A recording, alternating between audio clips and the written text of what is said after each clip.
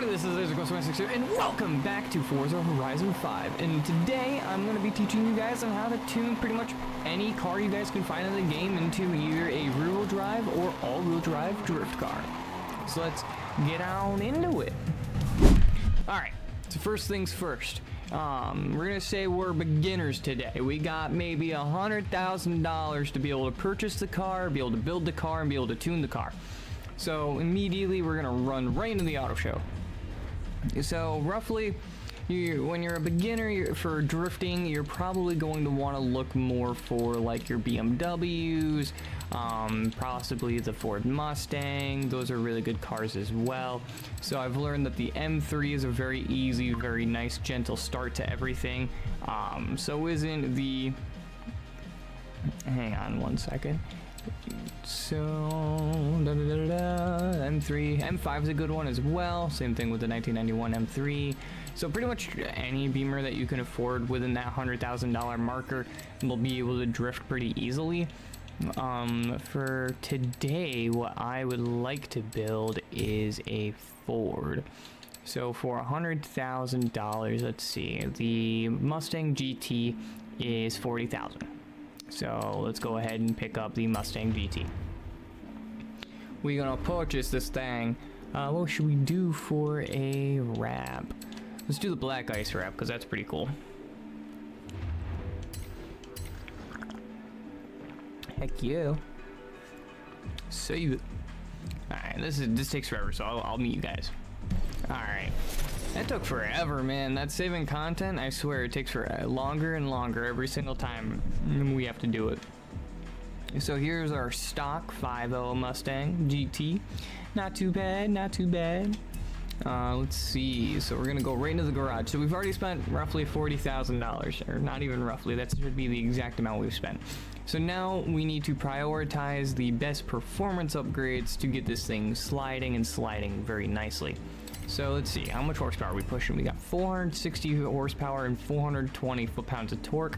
That's pretty good, but for a low-budget drift car, I'm probably going to be wanting to push a little bit closer to 600 than I am pushing 400. So we should be able to come right over here. And for drifting, I do prefer a supercharger, but it seems like we're going to get a lot more bang for our buck out of the turbo than we are the supercharger. So let's go with the turbos here. Alright, so we got the turbos in here now. We push in roughly, what's that, 581. So a good upgrade for a drift car is you want to be able to lengthen those gears out. I personally like drifting at the end of my gear, so like where the power band is.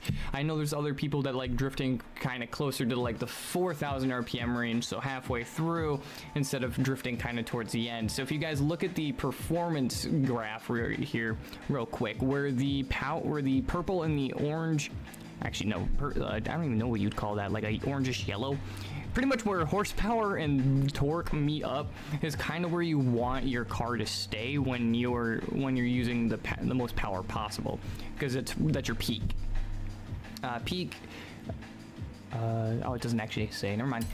I thought it actually eventually told you how much it said. So we've spent almost $5,000 and we've gained roughly what, almost 200 horsepower already. So we're rocking 600 horsepower, 500 foot-pounds of torque. Now another thing we want to do is, this thing's kind of a big girl. We want to rip the weight right out of her. So go ahead and just immediately max weight reduction. Take all the weight out that thing and put the brakes in it. We're going to want the brakes. We're definitely going to want the weight reduction. Anti-roll bars are huge. Make sure you got those in there. And then, last but not least, at least in this segment, we definitely want the drift springs. You can drift with other types of springs, but I've always found it the easiest to start with the drift springs because it gives you extra steering angle.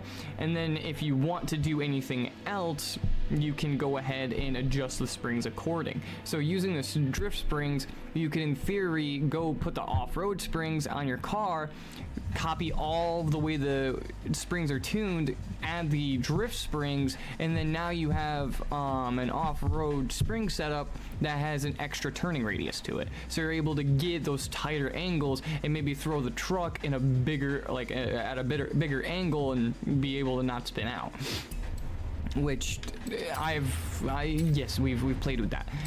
We definitely want to upgrade the transmission. Again, this is personal preference-ish. Oops, I didn't mean to do that. Personal preference-ish, because if you do the race transmission, you're going to have a 6-speed transmission. So I really like having more gears, and I don't mean like more the merrier. I'm saying like more gears in the car to be able to control torque and to be able to control horsepower. So it just kind of gives you a easier guide to be able to control the horsepower and the torque of the car when you need it. That, and it's a little bit easier to tune instead of going for the drift transmission, which is a 4-speed. I believe this makes the car torquier, or it makes it feel torquier, and it makes it lighter, but it does make it harder to actually drift, especially on a low powered car. So if you got freaking $500,000, $600,000, $700,000 to do this build with, I would definitely recommend going with the drift transmission and just try it out. But for this build, we are going to stick with the 6-speed because it's going to be the easiest to be able to get this thing to slide with. So we spent $40,000 on the car, so we can spend $60,000 on parts. Race driveline, yes. Differential, obviously we want to go with the drift. For today, I'm gonna teach you guys the drift. I actually personally use the rally diff to leave the rear end a little bit more open because I like to have a little bit extra traction. Let's go and change up the tires. So with only pushing so much horsepower, I'm gonna leave the tires, the width the same right now, and I'm gonna go ahead and I'm gonna throw the drift tire compound on. We're also gonna go ahead and make the rims look kind of fancy, you know what I'm saying? We want them drifty rims. The rims don't really affect the handling or performance of the car whatsoever. It's genuinely just like cosmetic. The weight can, like the weight in theory can have issues, but as long as you're in very, very, very, very, very specific cases will the weight ever really harm or hurt you, or give you a huge effect. Like if you're drag racing, weight's a huge thing. If you're drifting, the weight of the tires doesn't matter too much. So pick whatever you want, make your car look gorgeous, have some fun with it. I kind of like these rims. You know what? We'll go in the 1552s, the Ken Block rims, just because I absolutely love them, and it's only because I love Ken Block. Yeah, we'll make them absolutely massive. Actually, you know what? Hang on. I'm gonna put actual rims on this car, and then I'll be right back. All right, these are way better looking, way better looking, and I'm gonna also go ahead and drop them down one size, just because the bigs look way too big. And then I'm gonna go ahead and throw spacers on it. Not max, but just a one spacer, because we do have a little bit of money to play with, so I'll make it look kind of pretty. All right, so now that we have all of that, the wings and the I don't even know what you'd call the front one, the splitter, aren't too necessary when it comes to drifting. But now that we've spent $42,000, we are at $82,700 for this total build. Let's go ahead and give her a rev. Okay, she does kind of sound crispy. Let's see it with the other exhaust.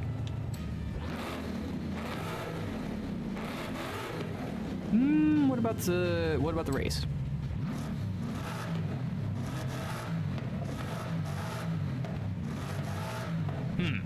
Okay.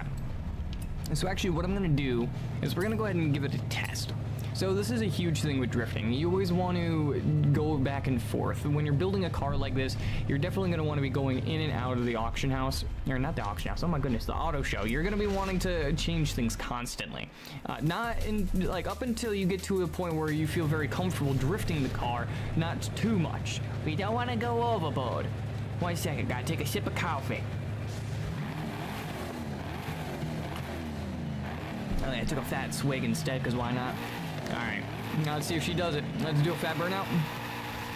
Oh, that's a real easy burnout. Let's see what she's able to do for right now. We're running 600 horsepower, and we're running, with just this build alone, this is pretty solid. This is a pretty solid drift car already. Ooh, fourth gear's a little bit rough. You kind of have to push it in fourth.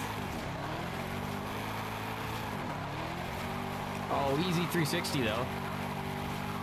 This actually turned out to be a really good drift car, like right out the rip. There's not much tuning you really have to do to this. No, okay, I may have just picked like the world's easiest car though. It does seem like we're lacking a little bit of rear end traction. A little bit less traction than I'd like, but with how with the low horsepower of this car, I prefer having less traction. It definitely seems like 4th, 5th, and 6th are not going to be able to be used. So let's go ahead and tune the gears. Quick hint, if you guys don't want to read the absolutely long description and figure out how tire pressure works, the more PSI you're going to add, think of it like this: the surface area of your tire gets smaller and smaller and smaller per PSI you add. So in theory, you just lose more and more traction. It's not a huge difference if you just turn it up 0.5.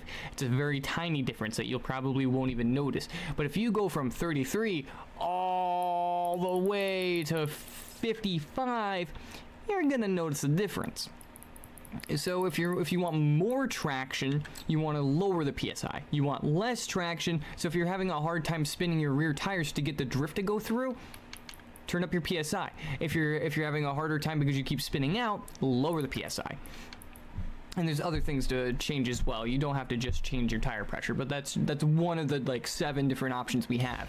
So for gearing, we want this way more towards acceleration. Oh my goodness. I don't know about you guys, but this drift car ain't gonna be doing anywhere near 214 miles an hour. So 180 to 160 sounds a lot more reasonable because, again, this is a drift car. It's probably never gonna see those speeds in general. So here's also another tip. If you play with clutch, this is going to be huge for you guys. If you guys play sequential, it's not so big, but if you have your final drive way closer to speed than it is acceleration, like if you have it all the way maxed out to speed, you're gonna have issues letting go of the clutch and not stalling the car. Just like a huge FYI. So if you're not like redlining the car anytime you dump the clutch, you're gonna have issues. Alright, so another trick to tuning the gears is you see these lines down here when I turn the gear up and down. So you want the very top of them to almost look like you want them to go smoothly, so it's not a huge gap in between each line. And I'm not speaking like width wise, I'm speaking height wise. So there's not a huge elevation difference between each individual gear.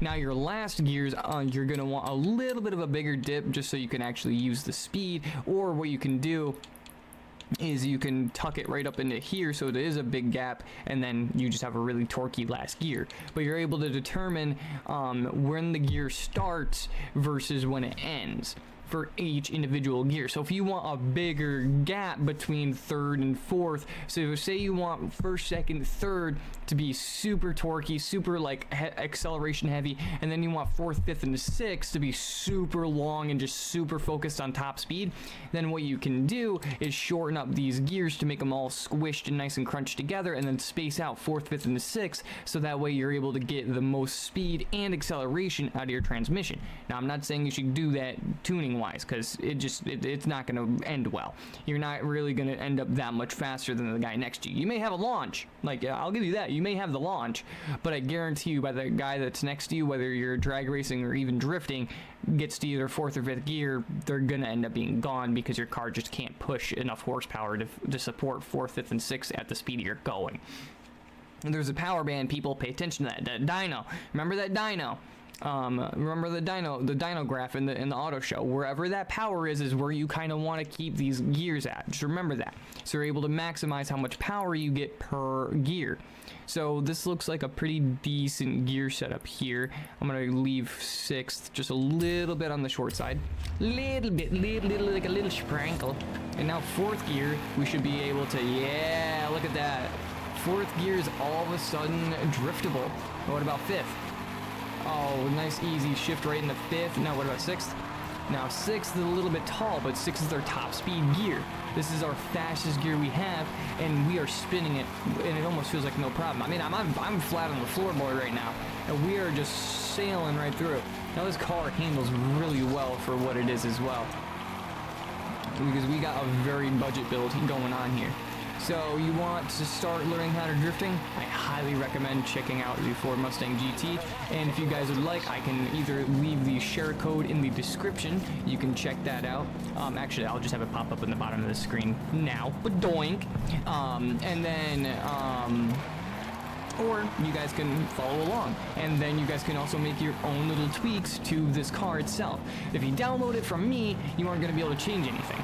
But if you go ahead and you follow along with the video, you'll be able to change the rims, you'll be able to change the tires, you'll be able to add and subtract power and mess with the car way easier. So I highly recommend just following along and building the car with me instead of downloading the tune code. But be my guest, go ahead and download the tune code if you guys want. It's up to you guys.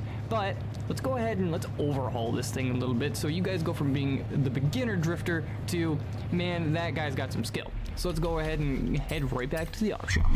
Alright, we are back in the auto show. So I've shown you guys how to build a low budget, low power drift car, and we're just going to use the same exact Mustang. Alright, so we're going for a more high horsepower build this time. So immediately, I mean, we could keep the stock V8. Well, dang, it outed me. How dare it know I took a screenshot. Alright, so we got the 6.7 liter V8T diesel.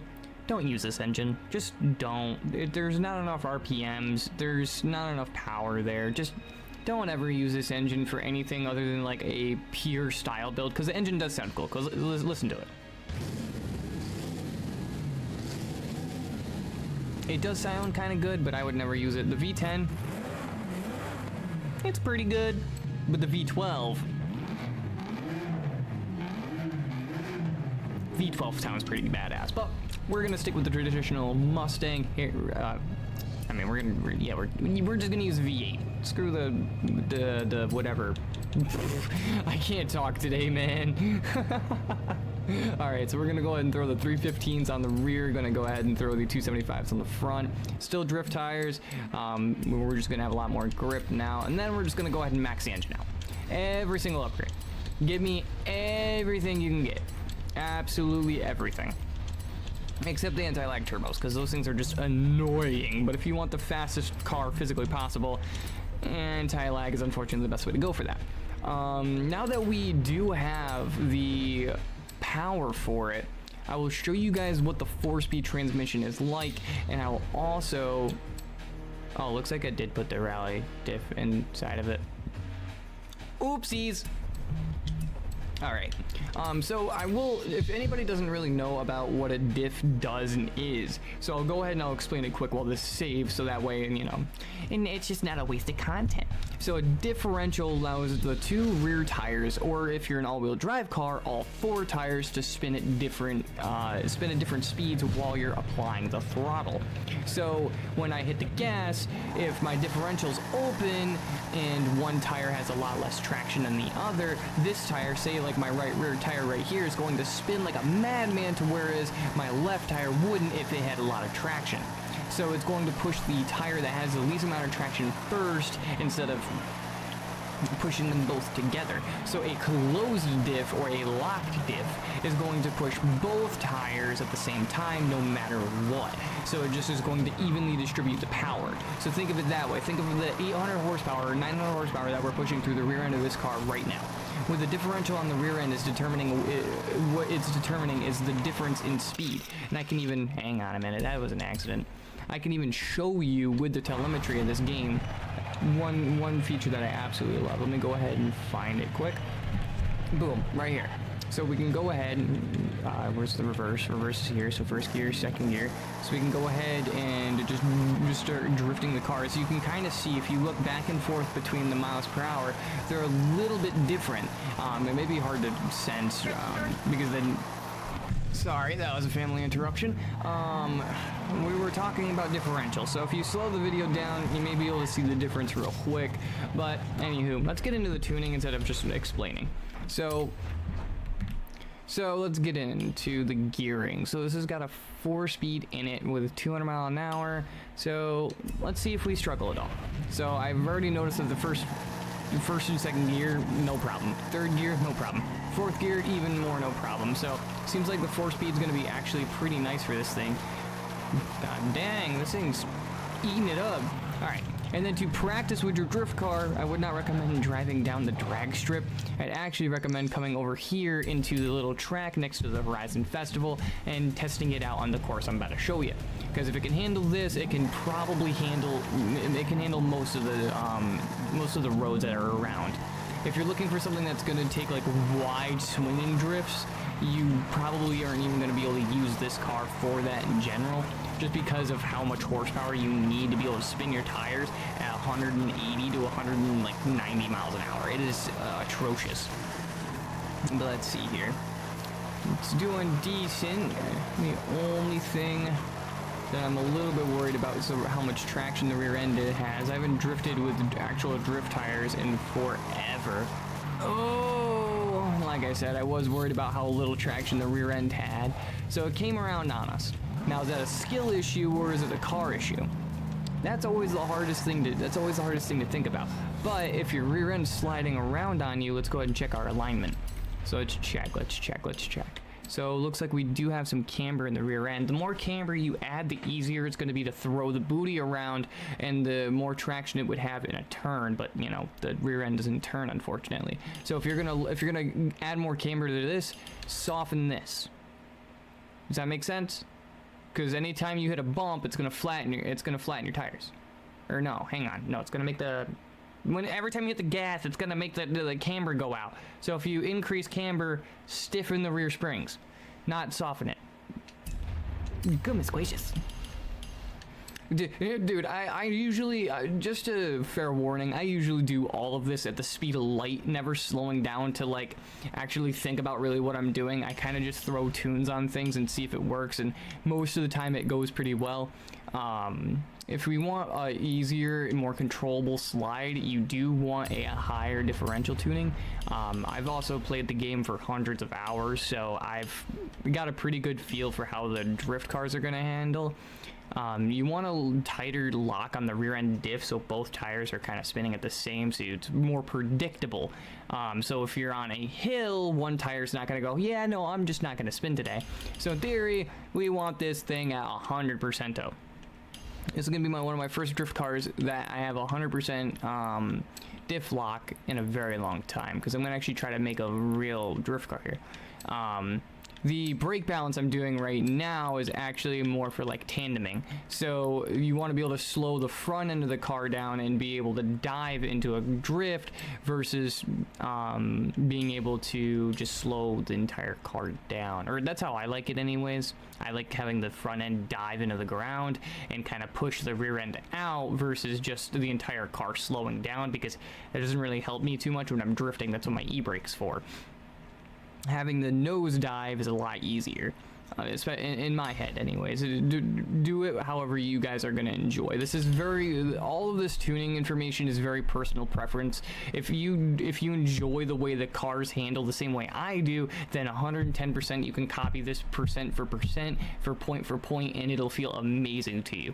If you want to learn how to drive in my style, you can also do it that way as well. So you can learn a different style of driving and use a different style of tuning. So you can tune so you have a normal drift car, and then you have like your professional drift car, you know, so it handles a little bit differently but not super different. Anti-roll bars, I mean, we can stiffen up the rear end just a little bit to help it stop with the spinny spin. And then don't touch toe, don't mess with this. This literally, so what toe does is essentially change the degree of which your tire sits. So if you increase it by 0.1, it is now turning to the right by 0.1 degree.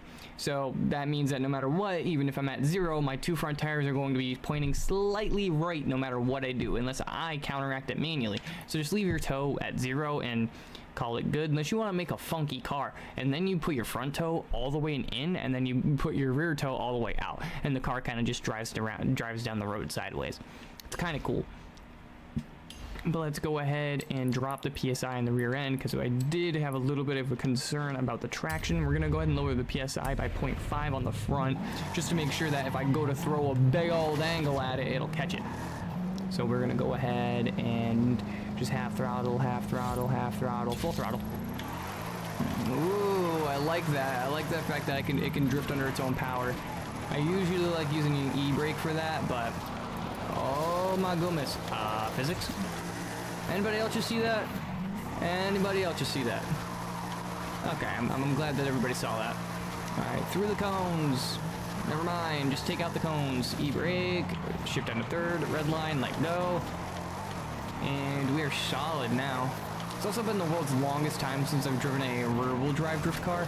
The stuff that I'm used to, it's all-wheel drive, which I can show you guys what to do. So let me go ahead and hop into my favorite, like by far favorite ever drift car. It is the 2024 Ford Mustang S650 all-wheel drive. I personally built and tuned this car from the ground up.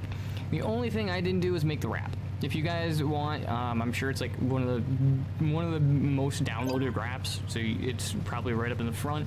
If you guys like, leave a comment, and I can always send you guys like the who made the wrap and everything like that if you guys want to use it. Again, not my wrap, not taking credit for it. The build I'm taking credit for, but not the wrap.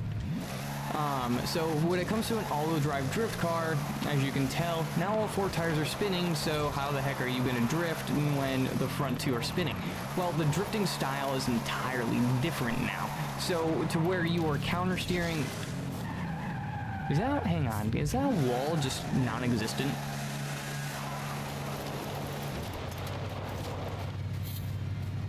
Huh. Wait a minute, hang on. I was about to cut the video and just cut this entire part out, but yeah, no, I'm actually stuck in here without going back through that wall. I was gonna just drive out of here and be like hardy har har and then continue to talk about the tune. Nah, I'm like genuinely stuck in here. Can I go back out the wall? Is this wait, hang on. Is this entire wall fake? Where's the real? Where's the real bit? Where is the real bit of the wall? Oh my god! Oh my god! Oh my god! Is there no real piece? Oh, there it is. Apparently the tires are real. Anything past that? Yeah, that's all real. Okay, apparently from these tires all the way through the corner, this wall doesn't exist anymore. Huh. Okay, so unfortunately I did end up having recording issues during this video, so I was not able to add a proper outro, so here's our outro here. So thank you guys so much for watching this video. If you enjoyed, definitely make sure to leave a like and subscribe so that way you guys don't miss another tutorial or don't miss any of the regular content in general. But this will be LaserGhost26 signing this video off. Bye-bye!